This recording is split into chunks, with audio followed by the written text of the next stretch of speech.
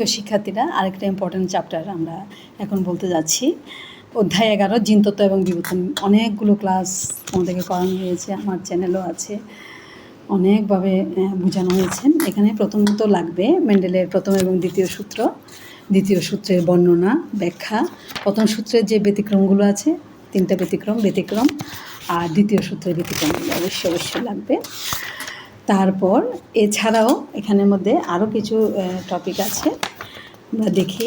দ্বিতীয় সূত্রের ব্যতিক্রম এছাড়াও আছে পলিজেনিক ইনহেরিটেন্স কী, পলিজেনিক ইনহেরিটেন্সের যে ব্যাখ্যাটা সম্পূর্ণরূপে করবে। মেন্ডেলের প্রথম সূত্র দ্বিতীয় সূত্রের মধ্যে পার্থক্য আসতে পারে, এলডিক জিন নন এলডিক জিনের মধ্যে পার্থক্য আসতে পারে, অসম্পূর্ণ প্রকটতা সমপ্রকটতার মধ্যে পার্থক্য, মনোজেনিক ইনহেরিটেন্স বা পলিজেনিক ইনহেরিটেন্সের মধ্যে পার্থক্য, এই গুরুত্বপূর্ণ কিছু পার্থক্য আসতে পারে। আরেকটা হচ্ছে সেক্স ডিটারমিনেশন, যেটা লিঙ্গ নির্ধারণ নীতি, ভালোভাবে পড়বে, অবশ্যই পরীক্ষাতে আসবে। সেক্স লিঙ্কড ডিসঅর্ডারের মধ্যে আমরা কী পেয়েছিলাম? ডিসঅর্ডারের মধ্যে তিনটা ডিসঅর্ডার আছে, লাল সবুজ বর্ণান্ধতা, হিমোফিলিয়া এবং মাস্কুলার ডিস্ট্রফি। এই তিনটার বর্ণনা খুব ভালোভাবে পড়তে হবে, তোমাদের পড়ানো হয়েছে। এছাড়াও এখানে আরও একটা টপিক আছে, যেটা হচ্ছে এবি ও ব্লাড গ্রুপ এবং আরএস ফ্যাক্টরের ফলে সৃষ্ট সমস্যা। ব্লাড গ্রুপটা তো আমরা জানি, কেন ওকে সার্বজনীন দাতা এবং অ্যাবিকে সার্বজনীন গ্রহীতা বলা হয়। এই প্রশ্নটা মোস্ট ইম্পর্ট্যান্ট। আরএস ফ্যাক্টর কি? আরএস ফ্যাক্টরের ফলে যে রক্ত সঞ্চালনে বিভিন্ন ধরনের জটিলতার সৃষ্টি হয়, এটা একটু দেখে নেবে তোমরা।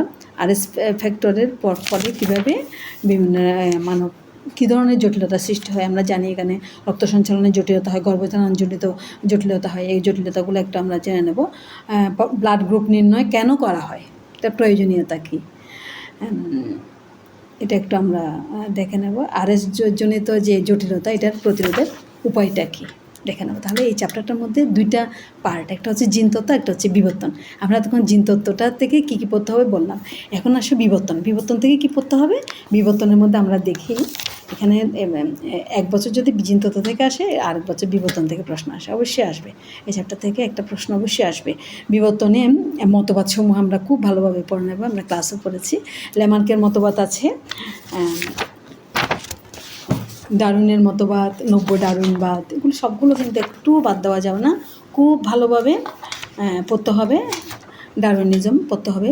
বিবর্তনের সপক্ষে প্রমাণসমূহ, অনেকগুলো প্রমাণ আছে, অঙ্গসংস্থানিক প্রমাণ, তারপর তোমার সমবিতায়িত হচ্ছে অঙ্গসংস্থান, নিষ্ক্রিয় অঙ্গসমূহ, এগুলো হচ্ছে অঙ্গসংস্থানিক, ভ্রূণতাত্ত্বিক, জীবাশ্ম, এখানে জীবাশ্ম ভূতত্ত্বীয় প্রমাণের মধ্যে একটা আছে সংযোগকারী যোগসূত্র।